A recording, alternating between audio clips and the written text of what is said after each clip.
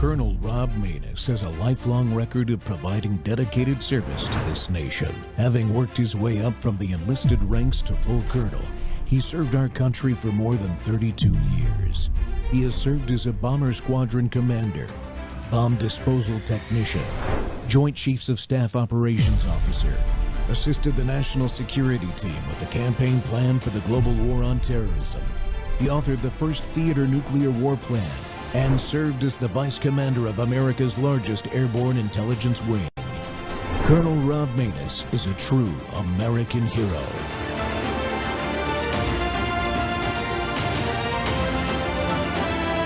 This is Rob Manus Live. Looks like the Iran war might just expand from the Red Sea into the Caspian Sea, and the possibilities of an escalation increased after Iran accused Ukraine of targeting one of its vessels in the Caspian Sea.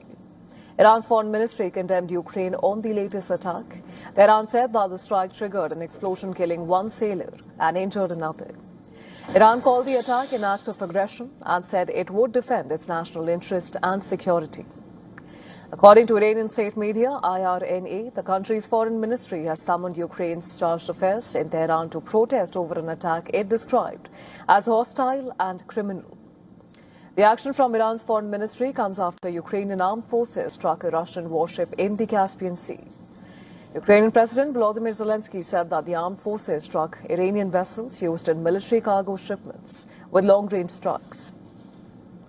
He also said in a post on X that Ukraine's long-range strikes also targeted a weapons manufacturing plant in Russia's Kirov and a fuel and lubrications depot in Rostov-on-Don.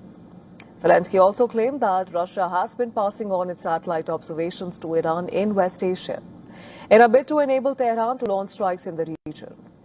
In a post on X, the Ukrainian president said that there is a clear correlation between Russia's satellite imagery of the sites and Iranian strikes. He added that 4 bases well within Russian satellites' area of interest, and this includes 2 in Bahrain, 1 in Jordan and 1 in Kuwait. Amid Zelensky's claims, U.S. President Trump said that he trusted China and Russia to not help in Iran in the war with Washington. Trump warned that if they did get involved, it would be bad for them. The U.S. President said that Russian President Vladimir Putin has told him that he would not sell weapons to Iran. Speaking to reporters at the White House, Trump said that he trusted Putin. So will Iran strike Ukraine?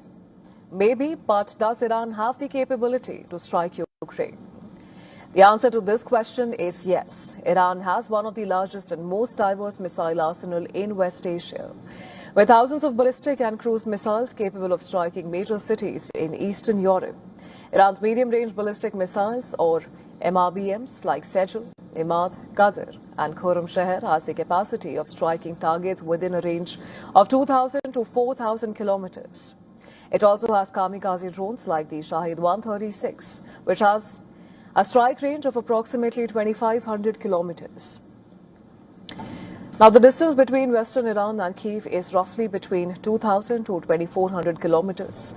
And this means that any of these missiles and drones can strike Kyiv or any other big cities if Iran decides to launch an attack on Ukraine.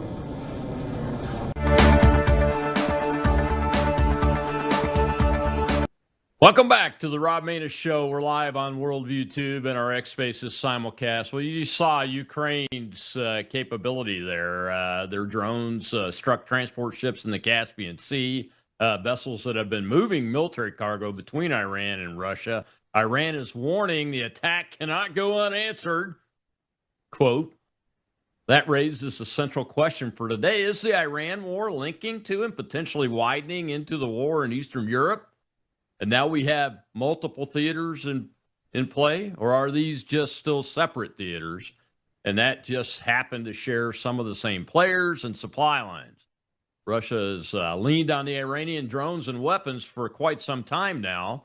Iran has used the Caspian route frequently, and now Ukraine is hitting that route. Does that force the two conflicts closer together, or can they still be contained? Well, look at the rest of the board. The Houthis are now launching missiles again towards Saudi Arabia. President Trump is meeting with Lebanon's President Aoun about ending hostility with Israel and dealing with Hezbollah just last week. A new U.S. Saudi civil nuclear cooperation deal is in the offing. It brings them potentially into the Abraham Accords and further isolates the Iranians. Is the war widening, or are we watching parallel pressure points that still have room to stay separate and are actually shutting it down a little bit more than we think it is? Well, joining me to work through that aspect question is my guest today is independent journalist and combat veteran Matt Tardio. He's a Green Beret. He led multiple killer capture missions in Afghanistan and wiped out ISIS-K without losing a single American under his command. And he's one of the clearest national security voices out there today. And he backs it up with receipts, man. Matt, thanks for coming on today. It was short notice, I know. I appreciate you. I stood you guys up last week. I completely forgot I had surgery. That was my first thought. I'm like, hey, he stood me up for surgery last week. So. I was like, right. I owe him one. I owe him one. I gotta be. All right, man. So for those of us that have been watching this, the Caspian Sea is no surprise to you or me. How much have the Iranians been using it to resupply themselves, though, as opposed to get stuff to the Russians? It flows both ways. It flows both ways. It flows both ways in weapons and money, and sanctions evasion. So it's been widely used for the last several years, obviously throughout the entire war between Russia and Ukraine, but also, during this current conflict, it was still being used when we had gone in there. We knew this.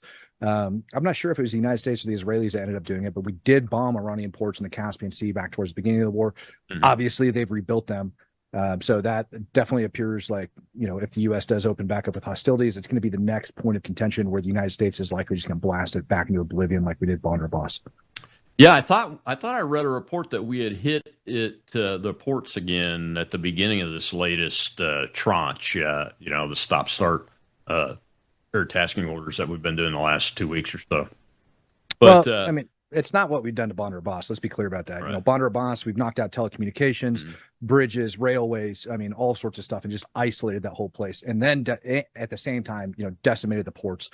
So that is likely what's going to end up happening up there if they don't get their act together very soon. Yeah. Do you think there's any credibility to the threat that they'll fire long-range missiles at Kiev? Is it going to make a difference? That's the real question. As far as credibility, this is the same one that just threatened. This is the same Iran that threatened to attack the UK last week, right?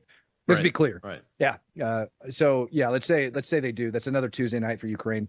Iran doesn't have the same ballistic missile capabilities that they used to at the beginning of the war. That's very clear. When at least it goes to the number of munitions that they can fire. And also, Ukraine's been dealing with this threat for a very long period of time. Like I said, it's another Tuesday night in Ukraine. Let Iran play around, because the benefit to Ukraine vastly outweighs the number of ballistic missiles that would be coming their way, and they have the ability to counter them. So I don't think they're too concerned with it. Yeah.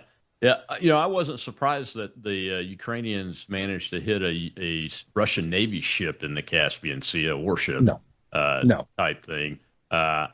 Were you surprised that they took on the cargo ships? Not at all. No, it's like an inevitability.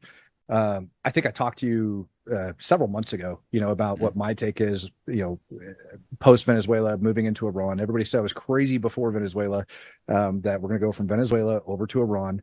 All this ties back in with Russia and China. This is just another step that kind of confirms it. There's a reason Trump was negotiating with Putin for so long. So I'm not surprised that Ukraine is now getting involved and taking those ships out. I also wouldn't be shocked if it's their own intelligence, because they have decent intel assets now available. Obviously, they've been watching this stuff for a very long period of time. They know where Russia is getting the vast majority of these weapons from.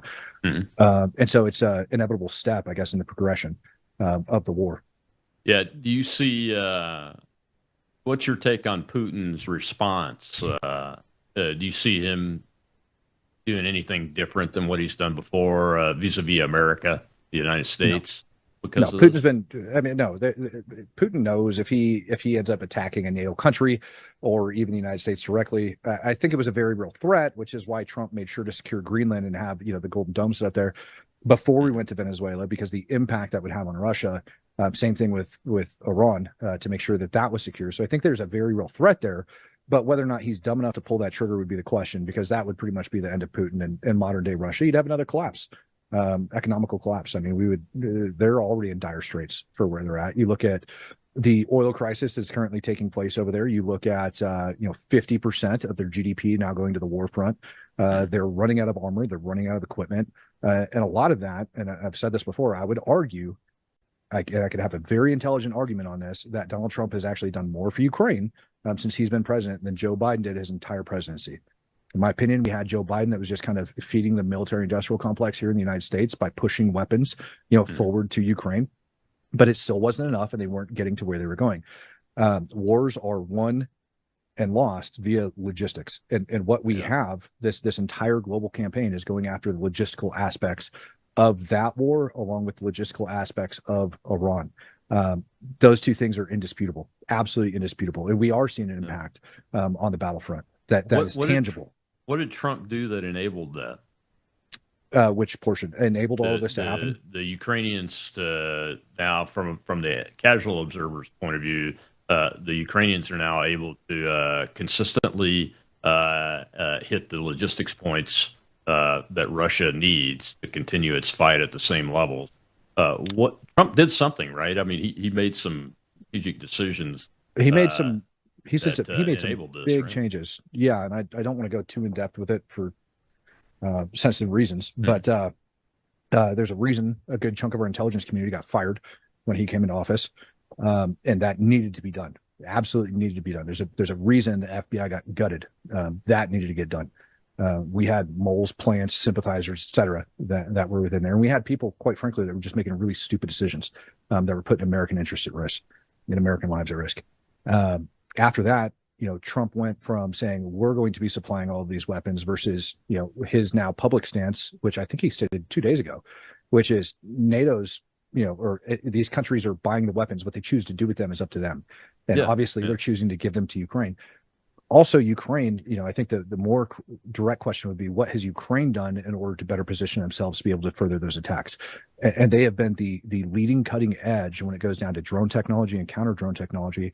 Their flamingos, their long range drones that they've conducted attacks well over 2,000 kilometers into Russia, and have had very good success. So I think it's twofold. You've got weapons that are being supplied by other countries that Trump can go, I don't care what you do with them.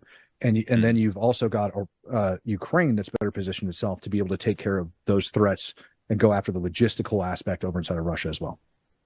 Yeah, I mean, I was surprised. I'm surprised that Ukraine hasn't hit the cargo routes in Caspian Sea earlier.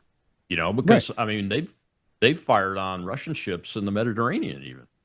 Oh yeah. Yeah, no, they pushed really far out, and it's amazing. I've got maps that I ended up sharing of this. There's a video over on my X profile that actually shows, number one, the amount of shadow fleet tankers. So when Trump came into office, and it's very obvious, you can see it. You can see the change in NATO partners. You can see change in different European allies. The amount of ships, shadow fleet tankers, that the United States, that the EU has actually gone after and taken out, as well as Ukraine targeting those as well. We also were doing that, by the way. Some of those same shadow fleet tankers were running in and out of Venezuela. That's right. So all of this stuff is leading to the economical collapse of Russia, because they've had to work around these sanctions, and that's really the end of it. And then 1/3 of their GDP coming from oil, and knocking out all of those refineries, causing that oil collapse over inside of Russia, and at the same time taking out the financial network and the oil network for China as well. It put a huge strain on the Chinese economy. For those people that don't know, Russia gets a lot of its raw material from China to build and fund that war machine. That's right. When we took it and we started this war with Iran, number one, in Venezuela, when we ended up ripping Maduro out of office, that was a huge source of sanctioned oil that was going from Venezuela to China, that China was able to get for pennies on the dollar. They do the same thing with Russia. But 40% of Chinese oil that's being used over inside China came from the Strait of Hormuz. They bought 90% of Iran's oil. Yeah. And now none of it's getting out. So what's that make China do? Well, now they got to outsource it from legitimate places, and it causes the cost to go up. It's caused a boatload of their refineries to get shut down over inside of China, slows the economy down and raises the prices. And at the same time, you're taking away Russia's ability to pay for it.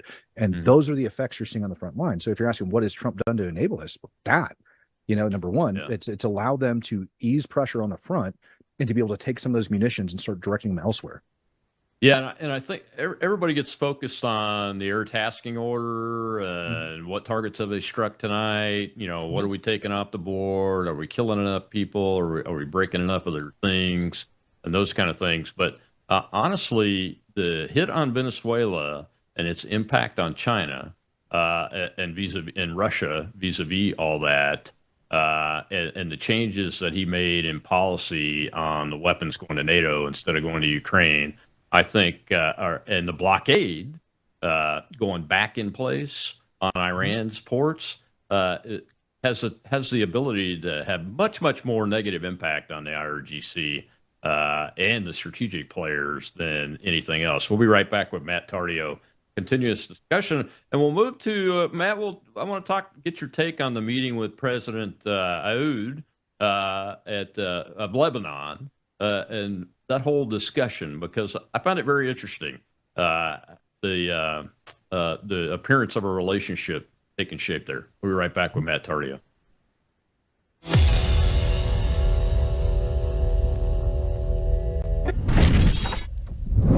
You woke up with a sore throat and a low-grade fever. You know you are getting sick, so here's your choices. You can get sicker and miss work, try to see a doctor this week, or sit hours in a crowded waiting room at urgent care. I have a smarter option for you. Open your medical emergency kit. Match your symptoms to doctor-recommended prescription in your booklet and take the right meds now and get well faster. This is not a first aid kit. It's like having an urgent care in your home. It includes doctor-prescribed medications to treat over 39 medical issues like respiratory infections, strep throat, pneumonia, UTIs, and more. No waiting to see the doctor and no standing in line at the pharmacy. It's right here.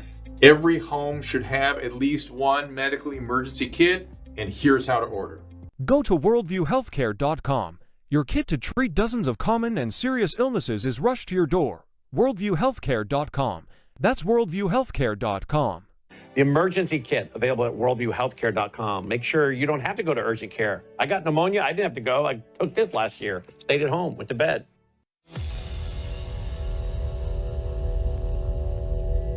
A handshake for Joseph Aoun, the first Lebanese president to visit the White House in 17 years, and a show of support for Lebanon. It's been a very badly treated place and country, and we're going to have it properly treated and treated with respect that it deserves.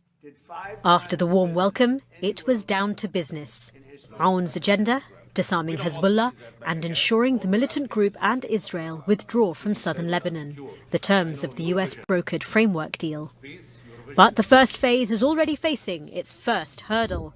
Hours before Presidents Trump and Aoun's White House meeting, the Lebanese army claimed Israeli troops opened fire near their units, deployed in a so-called pilot zone, the southern Lebanese town of Zawtar al-Gharbiyah, recently vacated by Israeli soldiers. President Aoun hopes the U.S. will use its leverage with Israel to make sure it stays out of southern Lebanon. Mr. Trump says he'll look into what's happening in pilot zones. He's also prepared to speak to Hezbollah. He's less forthcoming about its backer, Iran. I will tell you, they want to desperately meet, and until they're ready to meet in a meaningful way, we have no interest in even. At the same time, there are rising fears of a new front in the war with Iran, as Tehran-backed Houthi rebels threaten to blockade the Red Sea. President Trump says if that happens, the U.S., quote, will just have to take care of business. Jagrati Dave, CGTN, Washington. Worldview Tube and our X Spaces simulcast, and my guest today is Green Beret combat veteran and independent journalist Matt Tardio, who's tracking these combat operations very, very closely. The best in independent media, in my opinion, folks, for real time and near real time tracking of this and producing high quality shows. Matt, this meeting with President Aoun, one thing people need to understand, I think this guy's an Army combat veteran, right? He's been wounded in combat, I believe. And they seem to President Trump's good at making appearances to seem to hit it off, but they seem to meld in the clips that I've seen of them. And the big question, though, is not necessarily Israel, is it? It's Hezbollah and the Lebanon's ability to get rid of them, right? Yeah. So to put it in perspective, I think first we got to properly frame that meeting, because what the media ends up saying is, well, the U.S. brokered a peace deal in between Israel and Lebanon. Yeah. No, they didn't. No, we didn't. Like, nope. That is the dumbed down version of it. It was we brokered a deal with the Lebanese government to kick Hezbollah out of the parliament, to have the Lebanese military go and start replacing the Israelis after they've now cleared and held that terrain. So that way the Israelis can then retrograde, and then the Lebanese can take care of their own problem on their own soil. The issue is that, October 7th and to beyond, go up to present day, there's roughly 90 to 100,000 Hezbollah fighters over inside of Lebanon at the time. And now we're looking at roughly, 60, 70,000 worth. So they've been severely degraded, but the Lebanese military is only about 80,000 strong. And they don't have nearly the amount of capabilities that the United States brings or that Israel brings. And it's certainly not that amount of experience. So allowing the Israelis to go in and actually take that terrain and hold it and then retrograde back, it's easier to defend on the ground than it is to advance and take terrain. Just numerically speaking, strategically speaking, I would rather be in an offensive position versus an advancing one, situation dependent. But that is kind of the big story there that actually ends up coming out of it. Hezbollah is the largest non-state foreign terror organization, vastly funded by Iran. And so when we're talking about the U.S. policies over inside of the Iran conflict, dismantling their nuclear weapons program, limiting ballistic missile capabilities, but the big one, limiting their foreign terror organizations. Hezbollah is operating over inside of Mexico. They were operating inside of Venezuela, and obviously we've had terror attacks, even Hezbollah-inspired terror attacks. They're not going to come flat out and say this guy was Hezbollah, but I think it was pretty clear that the guy from, Chicago, that shot up the Jewish synagogue in school. That guy, he had brothers that were in Hezbollah.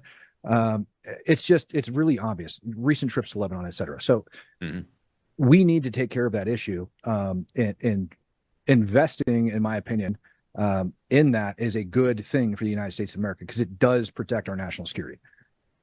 Yeah, one of the interesting things the president announced is that he's reopened commercial flights back into the airport.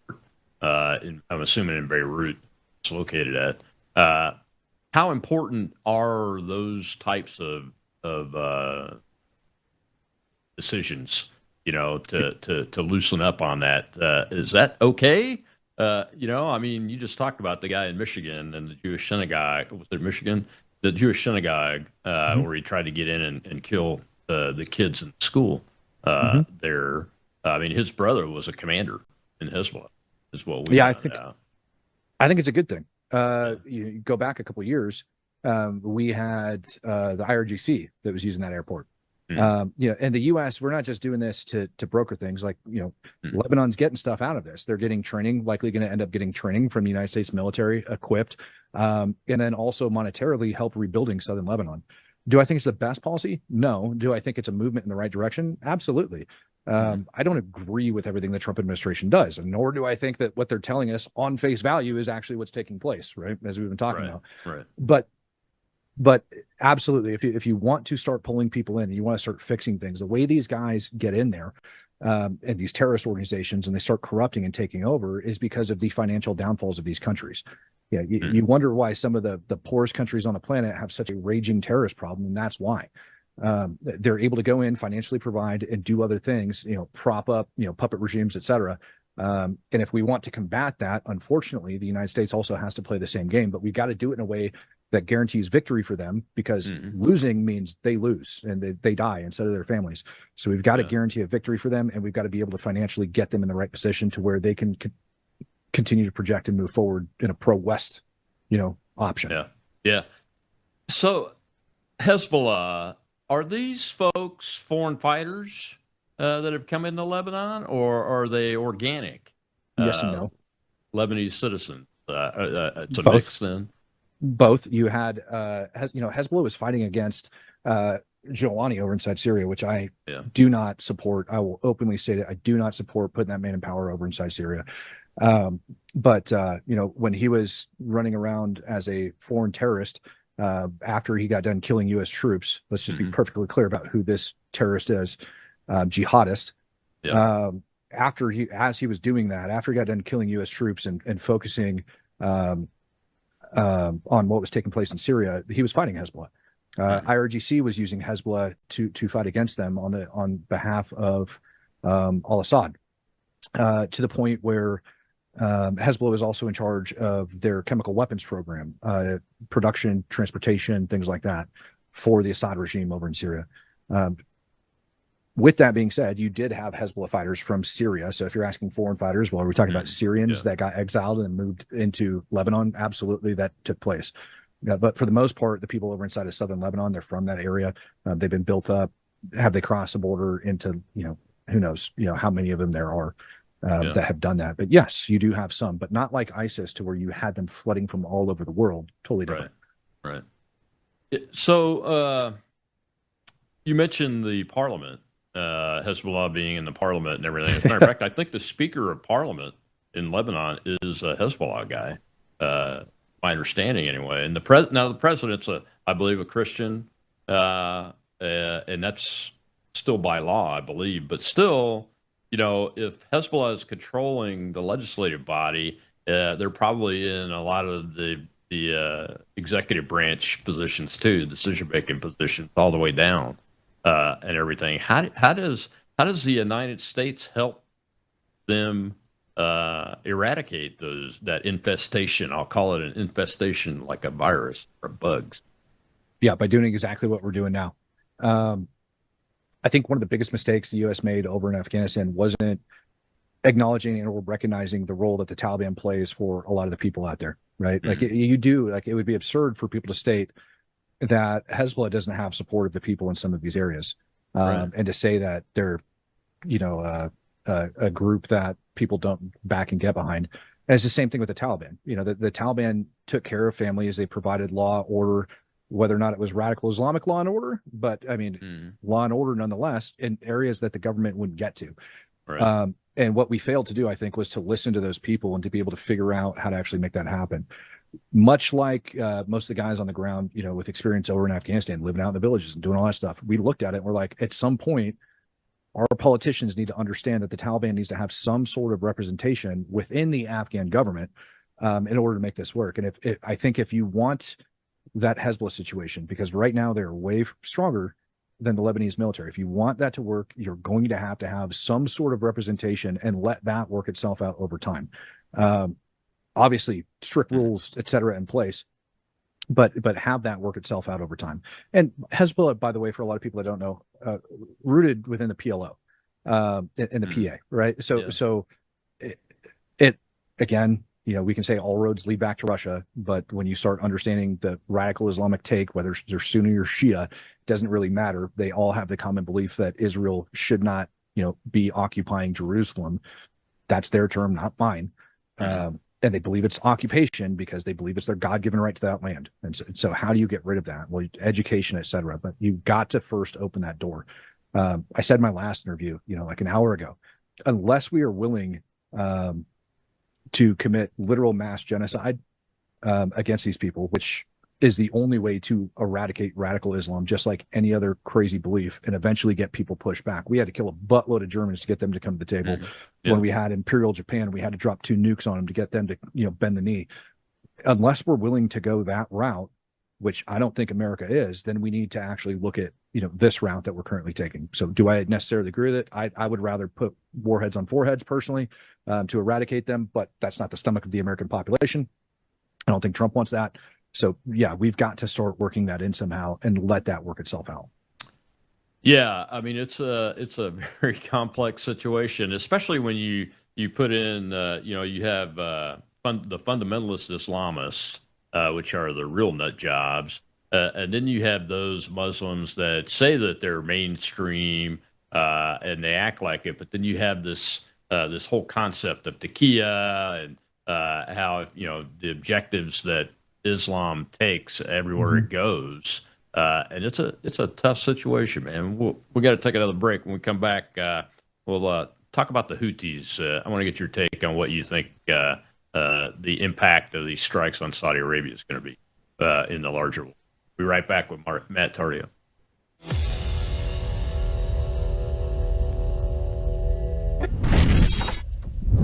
Take a look at the water you just poured. It looks clean. It tastes fine. But what's really in it? Lead, fluoride, arsenic, chlorine, pesticides, PFAS forever chemicals, pharmaceutical residues, and bacteria. Every single day, these toxins flow straight from your tap into your glass, into your family. It's time for Sentry H2O from Worldview Water.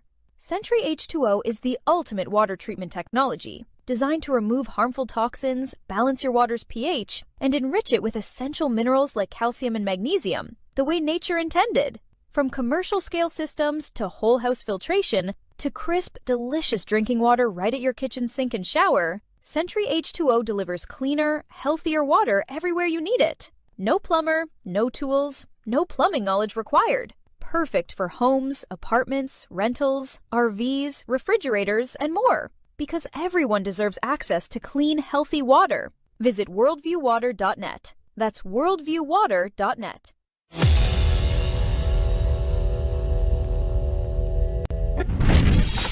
You're watching Live Now from Fox as we're following some breaking news coming in here out of the Middle East and taking you out to this live look here. This is courtesy of Marine Traffic. This is a live look right now at the Bab al-Mandeb Strait ship tracker. As we're learning, Yemen's Iran-backed Houthi rebels said today that they fired missiles and drones at Saudi Arabia in response to Saudi airstrikes on a strategic Red Sea city in another escalation over vital shipping routes in the Middle East, where the United States and Iran are fighting for control over the Strait of Hormuz. Now, the Houthis' military spokesman said in a pre-recorded statement that the attack targeted facilities in two Red Sea cities that belong to Aramco, which is the world's largest oil company. Saudi Arabia's civil defense said alerts sounded multiple times early today in both cities, but the kingdom hasn't commented any further. So as we're following this breaking news, we're also learning here that there were no reported strikes overnight in Iran.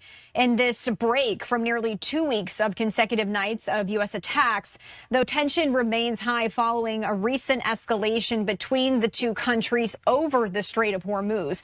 Now, this rising tension in the Red Sea is threatening to further choke global shipping because the rebels have said they would close the strait to Saudi-linked shipping. Now, that strait at the southern tip of the Arabian Peninsula is a vital shipping choke point connecting the Red Sea to the Gulf of Aden. Around 12% of the world's trade, including a quarter of its container traffic, passes through the Narrows. Now, the Houthis targeted 2 Saudi oil tankers in the Red Sea this week.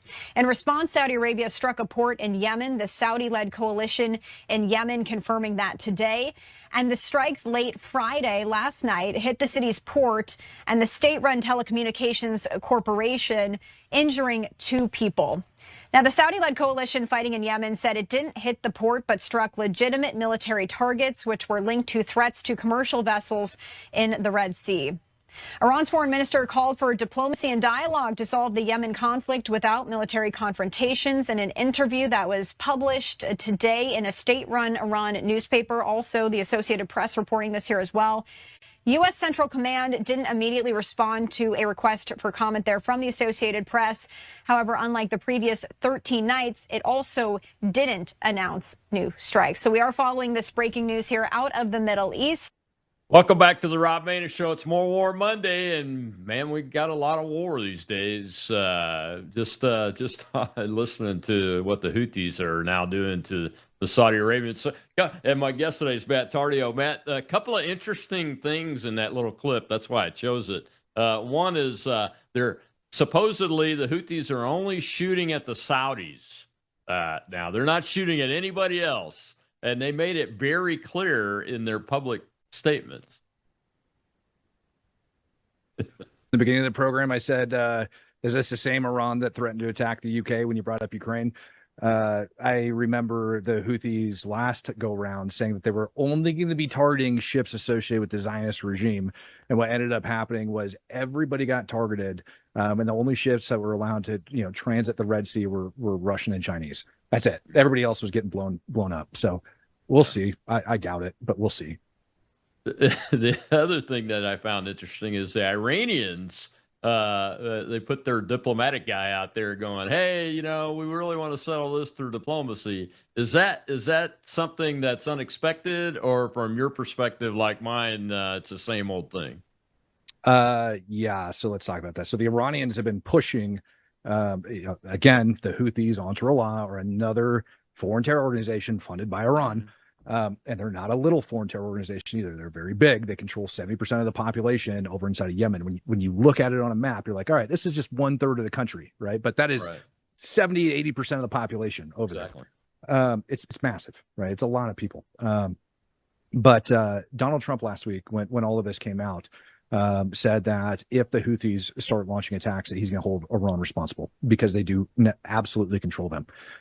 What ended up happening was, after Khamenei's funeral, the terrorists from Ansarullah, along with some members of the IRGC, were going to fly back into Sana'a over in Yemen. Saudi Arabia ended up bombing the runway, and then that started this tit for tat back and forth that's now turned into what the Houthis are calling a naval blockade, or a sanctioning of the ships to close Saudi Arabia off, which is not going to turn out good for them. Yeah. So what's their capability on the water? Do they have a navy, the Houthis? Navy, no, but they have anti-ship ballistic missiles. They obviously have ballistic missiles. They have drones, and likely some other upgraded stuff that has been sent to them from China and the IRGC. But that is their main threat, is that these ballistic missiles. They're a lot like Iran, but no, as far as the Navy goes, no. There's been a couple of reports over the last several weeks of kind of like the Somali pirate stuff that was taking place off the coast of Yemen. But nothing significant. Yeah, I'm glad you brought that up. But let me take a question from the audience that's been sitting there for a few minutes. Go ahead, Shell. Hello, gentlemen. We have a question from the audience. White Hat is asking, what about Hamas? That's a great question. It's been kind of quiet down in Gaza. No, it hasn't. They're still blowing them up. They released a video, I think it was like 2 days ago, of them blowing up. But I think what they're getting to is that, Trump had announced, that they had made peace with Hamas, and that all of that was coming to an end, and he ended another war. Like, the man's indefensible sometimes, like, when are you going to stop making negotiations with foreign terror organizations? Like, there's a reason still to this day standing U.S. policy is we don't negotiate with terrorists. Yeah, it's not going well. They're still being terrorists, and they're likely going to end up getting killed. But Israel has to focus its efforts. They're worried about Hezbollah over inside of Lebanon, which is their main threat right now. Hamas has been grossly cut off. So has their ability to launch attacks. You don't see a lot of like large scale rocket attacks or anything like that coming from Gaza anymore. And so they've got a task prioritized. Their military is only so big. And so once they get done with Lebanon, I have no doubt that they'll go solve that problem with Hamas inside of Gaza, and then they'll move into Judea, Samaria, West Bank. I don't care what you call it. They'll go in there and they'll start taking care of that issue following Gaza. Yeah, I was going to ask you, the Hamas guys, the place that the so-called peace agreement is supposed to be is they're at the disarmament phase for Hamas, and I say that quite tongue-in-cheek because they're not giving up anything, right? I mean, there's no indication that they're going to lay down their weapons, say, okay, yeah, we'll disarm. No, as a matter of fact, the one video of them getting a bomb dropped on, the last one I saw was them rearming and re-equipping and transferring of weapons. They're not giving them up. They're going to have to die. Hamas is, and I've said this before, after seeing specifically all of the unreleased footage from October 7th, and having seen and heard tales of what ISIS was doing, I stand by this statement wholeheartedly, and I mean it with every ounce in my body. Like, Hamas is worse than ISIS. People say Hamas is ISIS. You're giving Hamas too much credit. Hamas is worse than ISIS. They are absolutely horrible human beings. Yeah, I mean, at least in ISIS, you had people that were pouring in from around the world that had some sort of culture, something that was appropriated to them, pushing radical Islamic terror. Inside Gaza, where you have Hamas, they have had nothing but radical Islamic terror preached to them in this confined space from the day that they were born, being taught that they're going to grow up to be martyrs. Number one best-selling book in Gaza, Mein Kampf, right? Like there's all sorts of things that we can point to. They're absolutely horrible human beings. They're going to have to get eradicated. I don't know how else to say that. When I brought up and I had stated that the only way to actually get rid of the ideology is by killing them, that's one of the examples that that's going to take place. Yeah, I mean, the October 7th operation, that atrocity should have been the big indicator to all of the people in the world that hate these nasty, barbaric people. Or at least the tactics. Hate the tactics. You don't have to hate the people individually, but hate these tactics and strategies of barbarism that go back to the 6th, 7th century. And then you overlay modern technology on it, and you get October 7th. I mean, that's the big indicator as to what these people are. And like the Nazis of World War II, it took the entire destruction of the Nazi command structure. I'm not talking about the military guys that were left over from pre-Nazi military that ended up surrendering. I'm talking about the Nazi apparatus. You had to completely obliterate it, and it took Hitler killing himself along with his top, propagandists and their families and those kind of things, right? Yeah. Yeah, I'm sure it was Israel that killed Hitler back then too. Right. Yeah, no, I think it's worse than that. That you're looking at like economical causes and things like that, people blaming and a different radical ideology.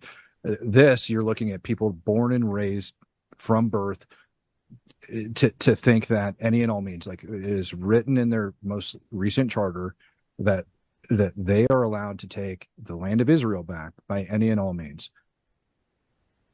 That included in their minds, apparently, not allegedly, but apparently in their minds, defiling human bodies, shoving sticks up people's anus, things like that, raping them with whatever's laying on the ground.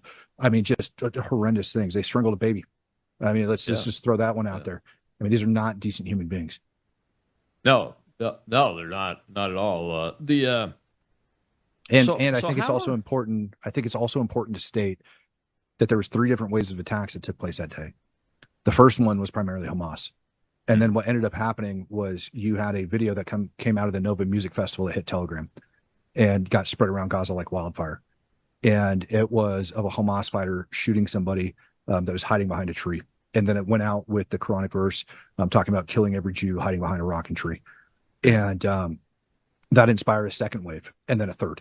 And in the second and third waves, you had Palestinians, all right, people that poured across the border on their own to do these things because of that radical ideology. Just because they're not in Hamas doesn't mean they weren't raised that way. So when they saw that, they took it as a sign from the Quran and like divinity, basically, and poured across the border to continue on with that. So I just wanted to point that one out. Yeah, that's why you had things come out like the recording of the phone call between a son and his parents, and the son is very proud of the atrocities that he just committed. I mean, that's how that comes about. So one question for you is, how are they getting resupplied? I mean, Israel has really taken apart a lot of that infrastructure. How are they getting resupplied? Through the Egyptian border? No. Shell's more than welcome to go over to my profile right now and put it up in the purple pill, share it with the space that's over there. I'll email it to you afterwards. One of the things I did when I was over there was I went through Gaza, and then I went over to the Kogat site, which is where all the humanitarian aid is shipped in. And originally the guy didn't want to have this conversation with me whatsoever when I brought this up. There's only one location that moves enough stuff in and out of Gaza to where you are going to have that level of armament be able to come through, and that is through the humanitarian aid being shipped into that country. So I know that they had that contraband, and I went over there. I eventually convinced this gentleman to let me go take a look. The amount of contraband for 1 week equated to an entire semi truckload of things that I mean, you can go with opium, things like that for the monetary purposes, but precursors for explosives themselves, weapons, ammunition, equipment, all of that being smuggled in via the humanitarian aid. And it was troubling. Yeah. And Israel has this information. They've held on to this information, and they just didn't do anything with it. I published it. Nobody gave a crap about it. And it's geotagged, located, and you can go take a look at those photos. This is stuff that's coming from Hezbollah. This is coming from the PA. This is coming from all sorts of different jihadic organizations that are being put on there, and funneling into the country. And again, my location was turned on, time, date, everything. Like, I left that information when I took those pictures. You're more than welcome to go verify everything I just said. That's how they're getting it in. All right. Well, we got to take one more break before I let you go. I've only got you for 50 minutes. After the break, we'll see a video about the nuclear deal with Saudi Arabia. I want to get your take real quick on that before I let you go, Matt. We'll be right back with Matt Tardio.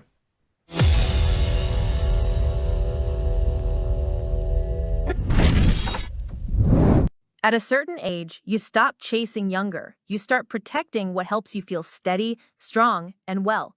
Your body's collagen matters. It supports the structure of your skin, joints, and connective tissue. But as the years go by, your body needs more support from the inside. That's where Bella Grace Elixir comes in. Bella Grace Elixir combines Verisol collagen, the world's most clinically proven collagen, with Asteryl astaxanthin and cat's claw in a proprietary blend designed to help support the processes that reconstruct collagen, while also offering antioxidant and anti-inflammatory effects. And this isn't just for women. It's for men and women who want to age with more confidence, more care, and a daily wellness routine that supports the body from within. One simple elixir, thoughtfully formulated for whole body wellness. Take care of the body that has carried you this far. Order Bella Grace Elixir today at melissahousebg.com.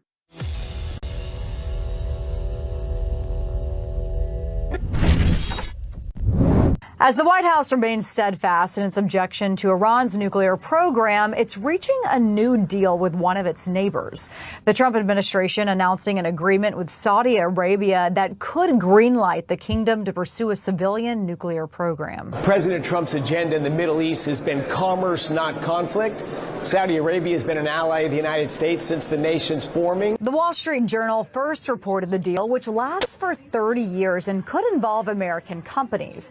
It reportedly does not require Saudi Arabia to abide by the International Atomic Energy Agency's toughest protocols, which allow for surprise inspections at nuclear sites. The revolutionary aspect of this agreement is that the United States is willing to, at least theoretically, transfer highly sensitive technology without the same level of oversight that one would expect. The deal will likely have to go through Congress for final approval, where some lawmakers are concerned the U.S. is throwing a match on an already unstable region. We cannot put a situation into the Persian Gulf, in addition to Iran, that would create another country with the ability to enrich uranium and put them on the road to developing a nuclear weapon. But the administration is defending the deal. The U.S. is not going to reach any agreement with any country in the world that leads to the risk of proliferation. And the Saudi crown prince has been clear that if Iran gets a nuclear weapon, his country will pursue one as well.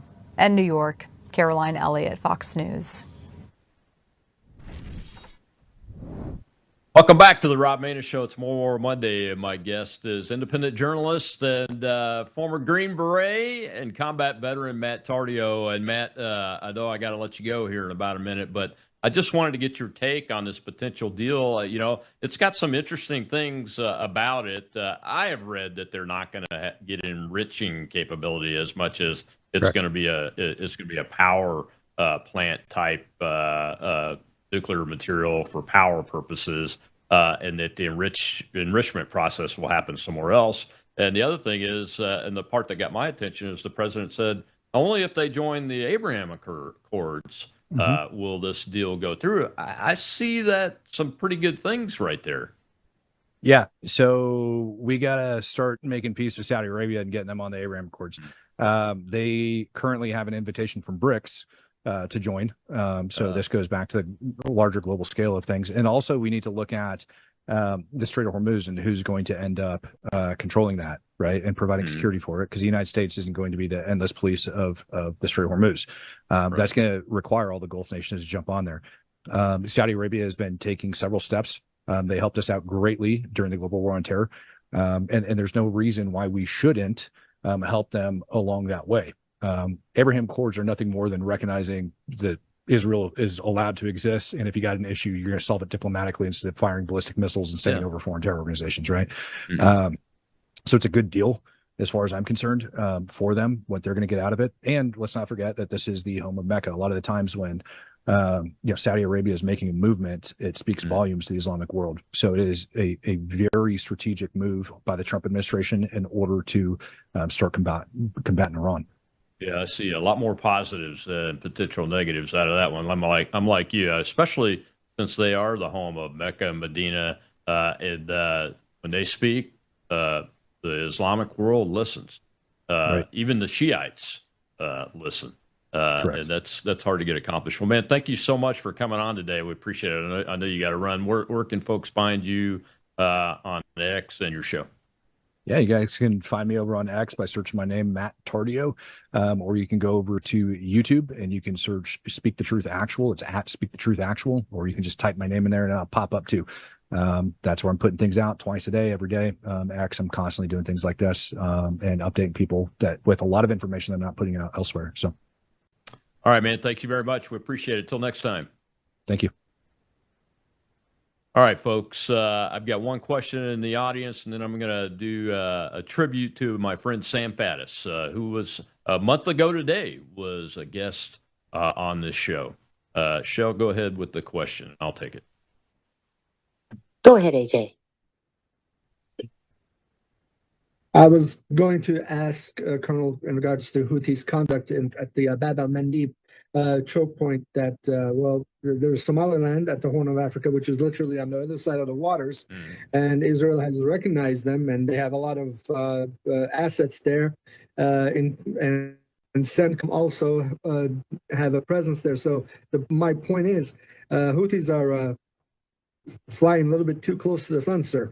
Am I wrong? Your opinion is appreciated. Thank you. I think you're very much right. And Lindsey Graham's funeral is going to be taking place soon.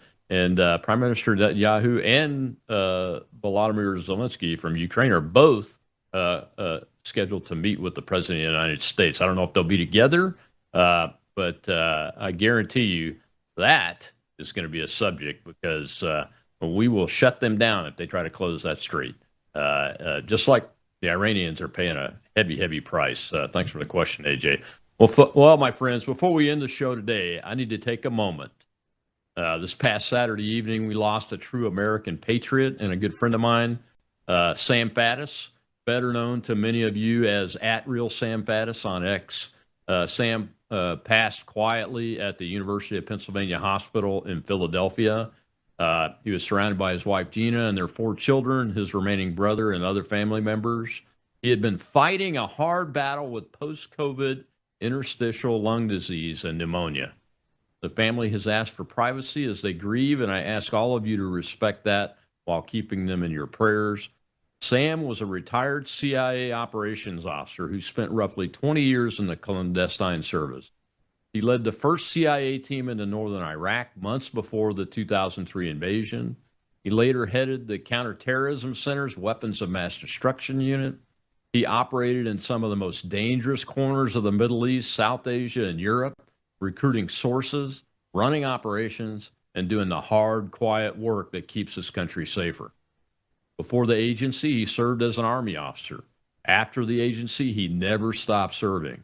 He wrote books that told the hard truths about the intelligence community. He became a clear, steady voice on national security, on Steve Bannon's War Room, on Real America's Voice, in A&D and Magazine, which is still out there on Substack, and anywhere else people wanted unvarnished analysis instead of talking points, including exactly 1 month ago on this very show. Well, to me, Sam was more than just a resume. He was a friend. He's a man of conviction, and he loved this country. He spoke his mind, and he never seemed afraid to stand up for what he believed was right.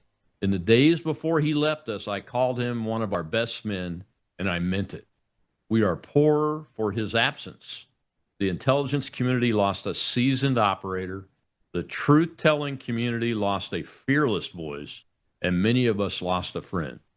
Gina, to you and the children, my deepest condolences. My family and I are praying for you. May God give you strength and comfort in the days ahead. Sam Faddis answered the call. He served with courage, he spoke with clarity, and he leaves behind a legacy of service that will never be forgotten. Rest in peace, Sam. Thank you for everything. You are missed. Ladies and gentlemen, I'm going to have the producers run this clip. This is who Sam Faddis is in his own words. Mr. Producer, go ahead and just close us out one. Well, thank you very much for the honor of being here tonight. I'm going to give you a little bit of a disclaimer up front. It's like one of those warning labels. In the Central Intelligence Agency, all the record communication is carried out in written form.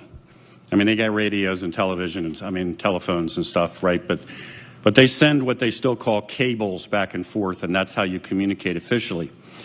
And there's this unofficial expression called cableese, which is the way you write. So it's this very stilted, overly polite form of writing. Think about some Englishmen in a stuffy British club in the late 1800s where everything is understated and indirect and nobody raises their voice. So the disclaimer is this: I was never any good at that. So somewhere in the bowels of headquarters are hundreds of messages back to me in the field, beginning with a statement to the effect of, "Thank you for your candor." You will understand in cableese that's not what that means. That means, you're a rude SOB, aren't you, Faddis?